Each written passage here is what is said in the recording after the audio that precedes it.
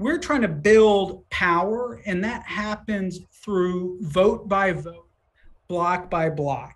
We've built a block of over 100 CPC members in Congress who, because they are that sizable, have influence in the Democratic Party, in the agenda of Congress, in the agenda of the president himself.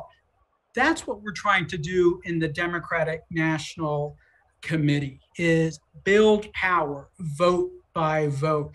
And the leader of that effort is Jane. Jane, tell us a little bit about the most recent DNC meeting you were at. There was a fight around dark money, but more importantly, about what the progressive movement has been building and what we're gearing up for. Thanks, Joseph. And thanks to all the Our Revolution members that are here with us tonight. It's so good to listen to Representative Jayapal and all the victories and work and power building that they're doing in Congress. And we need to do that, obviously, at the local grassroots level, as well as in our county, state parties, and the DNC. So I wanted to talk a little bit about what we've been up to. At the last DNC meeting, the good news was that they announced a calendar that does put more communities of color right up front.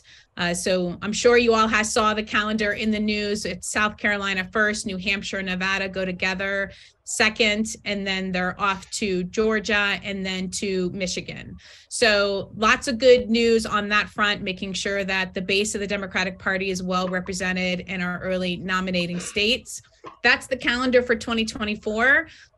We're quite certain, as a state chair who knows a lot of other state chairs and vice chairs and DNC members, that may or may not be the calendar for 2028, but that's for a discussion and a battle down the road. Some of the bad news that happened at the DNC meeting is, for the third time, we tried to get a dark money resolution ban passed through the DNC's resolutions committee.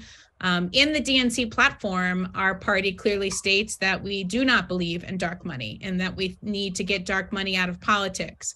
But what the resolution did was really try to put some consequences in there. So if dark money is used in a Democratic primary, or if it's used by a party committee, what are the consequences on those candidates, party committees, or allied C4s and PACs that the DNC is willing to stand up for? I think that's where the rub is, and we thought we had some consensus, but didn't get it over the finish line this time. We will try again next time. Obviously, a huge shout out to Chair Whitmer in Nevada, who led that resolution, along with Dr. Zogby, who is a longtime DNC member who has pushed for reform inside the DNC longer than any of us, and is a real ally and fighter. I think the important thing to remember is, I look at the work that we're doing inside the DNC very similar to the work that I did to stop the Keystone XL pipeline.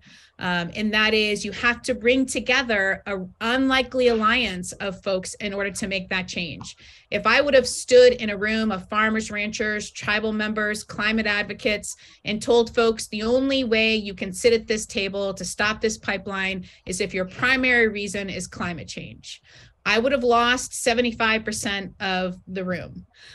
You got to meet people where they're at, which sometimes means we're allying and becoming partners with what folks may describe as establishment or conservative or moderate Democrats.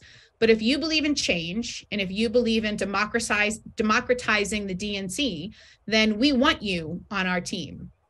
We are going to be pushing some reforms that we're working through a group that we created for DNC members. And I know Joseph and the team are going to put up a slide later on how you can let us know if you want to be part of this. So there's two groups that you can engage in. One is for DNC members only. So if you're a DNC member from your state, or you got appointed at the national level to be a DNC member, we're working as a DNC member team to push forward and think through reforms that we want to bring to the national convention.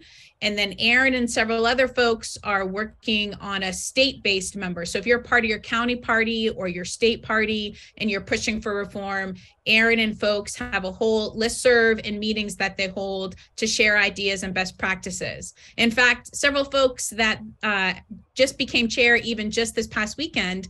Anderson Clayton down in North Carolina is a young Dem running the North Carolina Democratic Party, and is going to bring a lot of reform and a lot of ideas and a lot of energy to that party. So there are certainly changes happening, even though we sometimes get setbacks like the dark money resolution.